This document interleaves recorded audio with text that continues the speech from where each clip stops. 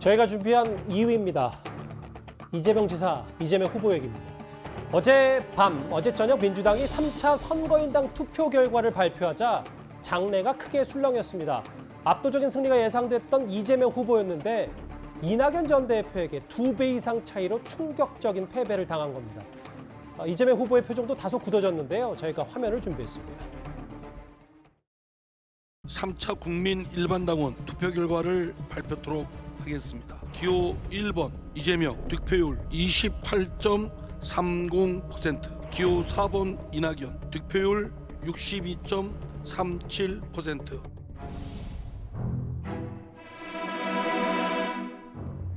제가 모든 지역에서 다 이길 수는 없는 것이고 결국은 우리 국민들의 또 절묘한 선택이라는 생각이 듭니다. 교만하지 말고 또 채찍으로 받아들이고 더 성실하게 우리 국민의 뜻을 받들라라는 그런 명령으로 이해하겠습니다.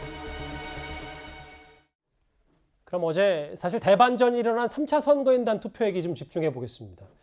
이현정 의원님. 네. 1차 때는 51대 31, 2차 때도 수치가 크게 다르지 않았어요. 그렇죠. 근데 3차 때 28대 62, 무려 더블 스코어 차로 이낙연 전 대표에게 패배를 당한 이재명 후보인데 이런 결과를 저희가 좀 어떻게 받아들여야 될까요? 그러니까 이제 선거인단이라 하는 것은 지금 권리당원하고 대의원 말고 일반적으로 선거인단을 등록한 분들, 그러니까 이분들은 뭐 민주당 당원일 수도 있고 아닐 수도 있어요. 이제 그런 분들에서 이제 투표를 한 것을 이제 나타난 거 아니겠습니까? 근데 서울 지역에 일반적으로 당원, 권리당원과 이쪽에서는 이재명 후보가 이제 51%를 넘었습니다. 자, 그런데 이 선거인단이라는 게 이게 사실은 민심하고 굉장히 직결돼 있거든요.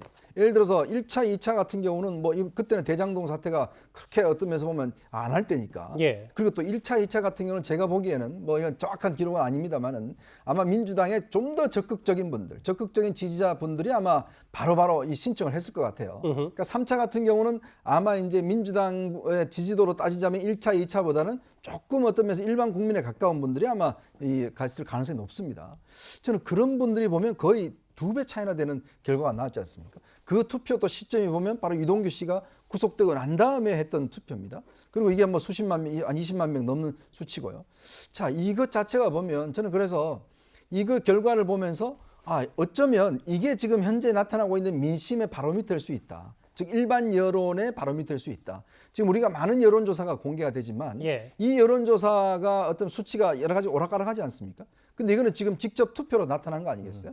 그렇다면 오히려 이게 지금 실제로 국민들이 가지고 있는 정서에 상당히 부합되는 거 아닌가? 이제 그런 측면이 있는 거예요. 그러니까 이낙연 후보 측이 저렇게 세게 나가는 이유도 뭐냐면 결국 이게 민심이다라고 본인은 보는 것 같아요. 예. 이게 지금 여러 가지 여론조사상으로 나타나는 건 있지만 실제 3차 선거인단 투표가 실제 민심이고 이 민심에 내가 어떤 면에서 보면 이 민심에 엎어간다면 정치적으로 뭔가 다른 어떤 목적을 이룰 수 있다 판단하는 것 같아요. 그만큼 당원과 지금 권리당원과 대의원들과는 다르게 일반 민심은 다르게 작동하고 있는 거 아닌가? 어쩔 수 없이 이쪽은 이재명 후보가 돼야지만 우리가 이길 수 있다고 판단하지만 예. 국민들, 이 중도층과 예를 들어서 일반 시민들 같은 경우는 이 대장동 사태가 이거 정말 이재명 후보를 계속 믿어도 될까? 뭔가 관련이 있지 않을까? 이 의심을 많이 하기 때문에 아마 이재명 후보 측도 바로 이 결과에 굉장히 신경이 거슬릴 겁니다. 왜냐하면 앞으로는 국민들 상대로 해야 되잖아요. 예. 근데 국민들 상대로 해서 저런 여론조사 나온다 그러면 본인으로서는 굉장히 어려운 지경이죠. 이 의원님 말씀을 받아서 구자영 차장께 좀 더 깊숙이 질문을 드리면 네. 그럼 1, 2차, 3차 선거인단의 면면이 그렇게 차이가 없는 겁니까? 3차 선거인단은 이렇게 대반전이 있었는데도 선거인단의 어떤 성향이나 면면들이 크게 다른 건 아닌 겁니까? 네.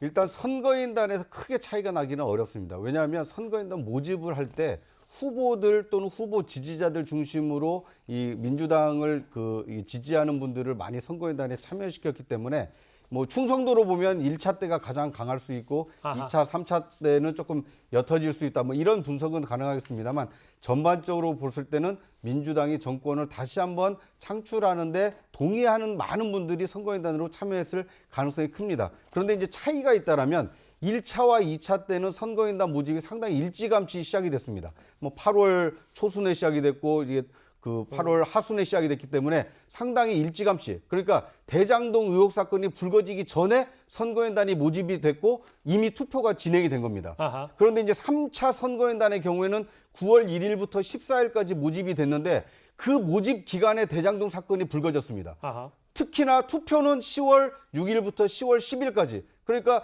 유동규 그 전 본부장이 구속된 이후에 3차 선거연단 투표가 됐기 때문에 선거연단 모집할 때도 대장동 의혹 사건이 한참 불거지고 있었고, 투표를 할 때는 대장동의 한 몸통 중에 하나라고 하는 유동규 씨가 구속이 됐기 때문에 이 사건의 파장이 내년 대선에 미칠 영향력이 굉장히 크다라는 인식하에 선거연단의 투표에 참여했을 가능성이 큽니다. 그 결과가 이낙연 후보에게 굉장히 높은 그 지지율, 이재명 후보에게는 굉장히 저조한 지지율로 나타났다는 것이 앞으로 치러질 대선 국면에서 과연 이재명 그 후보의 지지율이 좀 계속 유지되고 상승세로 반전할 것이냐, 알겠습니다. 예. 네, 이거에 대한 이 갈림길이라고 보여집니다. 잠시 화면이 나갔었어요. 제가 한번 다시 짚어보겠습니다.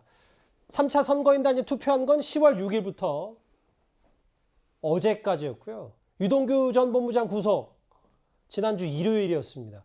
김정일 국장. 뭐 그럼에도 이제 두 분 다 대장동 특혜 의혹 여파가 있을 것이라고 하는데도 그래도 28대 60이라는 숫자는 꽤 커 보여서요. 이 정도 차이.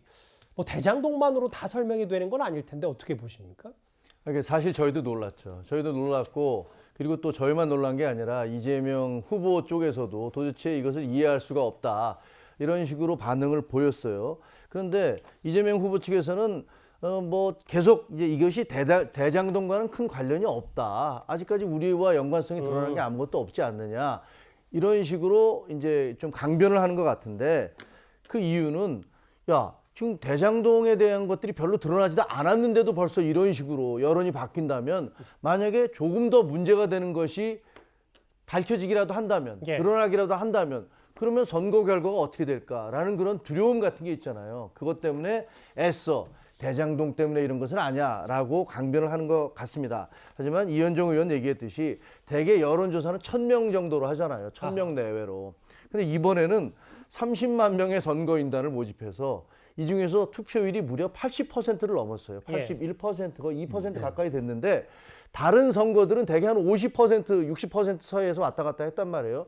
왜 갑자기 이렇게 투표율이 확 올라갔을까? 왜겠어요? 직접적인 이유는 대장동밖에 없는 거예요. 아하. 그러니까 제가 보기에는 이것이 지금까지 1000명 단위로 했던 여론조사가 아니라 이렇게 수십만 명 단위로 했던 그런 여론조사에서 정말로 국민들이 어떻게 생각하는지가 구체적으로 드러나는 것이고, 국민들이 결코 눈 감고 있는 것은 아니었다. 이재명 지사가 아무리 저것이 뭐 국힘 게이트다, 그리고 이것은 뭐 토건 세력들의 비리다, 나는 아무런 잘못이 없고 당군 이래로 최대의 그 성과를 낸 사업이다라고 얘기를 해도 국민들은 그렇게 보고 있지 않다라는 것들을 단적으로 보여주는 결과가 아닌가, 그렇게 생각을 합니다. 그 어느 여론조사보다 정확한 여론조사가 나온 셈이다, 이렇게 그렇습니다. 보시는군요. 예. 민주당 내부 목소리 한번 제가 읽어볼게요. 대장동 의혹이 표심에 결정적인 영향을 미친 것으로 보인다. 급작스런 표심 변화는 솔직히 말해서 대장동 논란을 빼고는 설명할 수 없는 게 아니겠냐, 이렇게 우려의 목소리 당내에 있습니다. 그럼 이재명 후보 측의 입장도 한번 들어볼까요? 이 후보 측의 박주민 의원은 이걸 단순히 대장동 때문이라고 보기엔 애매하다는 말을 했습니다. 결국은 대장동 요소가 영향을 미친 거라고 봐야 될까요? 그렇게 보기도 좀 애매한 게, 방금 말씀드렸던 것처럼 굉장히 큰 규모의 서울 지역 권리당원 투표가 같은 시기에 있었는데 그 흐름하고도 좀 배치가 되고, 두 번째는 최근에 그 여론조사 결과 흐름과도 좀 다르지 않습니까? 그래서 이 도대체 어떤 이유일까에 대해서 저희들도 단정하기가 좀 어려운 상황입니다. 그러니까 이재명 캠프 얘기는 대장동 때문이라고 단정하기 애매하고, 서울 지역 권리당원 투표가 같은 시기에 있었는데 그 흐름하고도 전혀 다르다, 뭐 이것만 단순히 보고 대장동 때문이라고 할 수 없다, 이렇게 얘기를 하고 있거든요. 그렇습니다. 뭐 충격적인 결과는 맞는 것 같아요. 이재명 지사 측에게도 마찬가지고 민주당에게도 마찬가지인 것 같은데요. 실제 이제 3차 선거인단 결과가 이재명 지사가 굉장히 불리한 아주 열세로 나왔었기 때문에 이 부분에 대한 규명은 좀 필요할 것 같고, 이게 결국에는 본선에 있어서 어떻게 영향을 미칠 것인지, 그리고 이재명 지사 측이나 또는 민주당 선대위가 앞으로 어떻게 이 부분을 해결해야 될 것인지에 대한 고민은 필요한 것 같습니다. 다만 일반 국민 여론조사에서는 아직 유의미한 어떤 변화는 일어나고 있지 않기 때문에 앞으로 추이도 좀 지켜봐야 될 것 같고, 유동규 전 본부장이 구속된 직후에 3차 3차 선거인단 결과가 있었기 때문에 앞으로의 흐름도 조금 더 봐야 될 것 같다는 생각이 들고요. 또한 이제 과거 이제 곽상도 의원이 나왔습니다만 유동규 본부장이라고 나왔고 앞으로 제2, 제3의 어떤 인물이 나오느냐에 따라서 이 지지율의 파동이 좀 있을 것 같고요. 앞으로 이재명 지사가 중도층을 어떻게 설득할 것인지에 대해서 어떤 과제도 또 얻게 됐다. 그렇게 생각됩니다. 예. 이재명 지사는 본인 스스로 이렇게 얘기했어요. 야당 선동이나 일부 가짜뉴스 때문에 대장동 영향이 전혀 없었다고 할 수 없다. 대장동 의혹은 국민의힘 화천대유 게이트다 이렇게 맞받아쳤거든요. 네. 그러니까 이 후보의 저 주장을 만약에 다수 국민이 수용을 한다라면 예. 아마 앞으로 발표될 여론조사에서는 이재명 후보 지지율이 컨벤션 효과 그다음에 본선 경쟁력에 더해지면서 상당히 이제 대세론이 형성이 되는 것이 정상적인 과정일 것입니다. 그런데 과거 역대 대선에서 보면 경선 과정에 굉장히 어떤 그 약점이나 그 어떤 그 흠결이 좀 노출된 후보의 경우에는 후보로 선출된다 하더라도 본선까지 가는 과정에서 지지율의 부침 현상을 상당히 많이 겪어왔음을 경험칙상으로 알고 있습니다. 대표적인 것이 1997년 그 신한국당 이회창 후보가 당내 경선에서는 후보로 선출이 돼서 60% 가까운 그 대세론이 형성이 됐습니다만 두 아들 병역 의혹이 제기가 되면서 한 자릿수 지지율로 떨어진 적이 있었거든요. 그것 때문에 결국 이인재 후보가 경선에서 불복하고 이 다자구도로 치러지면서 이 DJP 연합을 한 이 김대중 후보가 당선한 사례가 있었고요. 또 2002년 대선 때에도 노무현 후보가 노풍 광주 경선의 기적을 통해서 일찌감치 후보로 확정이 됐습니다만 그 이후에 치러진 지방선거에서 이 크게 패하고 그리고 몇 가지 이렇게 설화가 겹치면서 당시 월드컵 부물탐 정몽준 후보가 급부상하면서 후보 교체 요구. 결국 물론 후보 단일화를 통해서 노무현 후보가 이제 대통령에 당선됐기 때문에 그 과정이 다 잊혀졌지만 후보로 선출된 것이 곧 본선 진출이 아니라 그 후보 선출 이후에 지지율이 유지되느냐 그렇지 않느냐가 굉장히 중요한 그 과정이었기 때문에 이번 이재명 후보의 경우에도 아마 이 대장동 의혹 사건을 어떻게 헤쳐나가느냐가 본선에 진출하는데 아마 이게 갈림길이 되지 않을까 하는 생각이 듭니다. 예.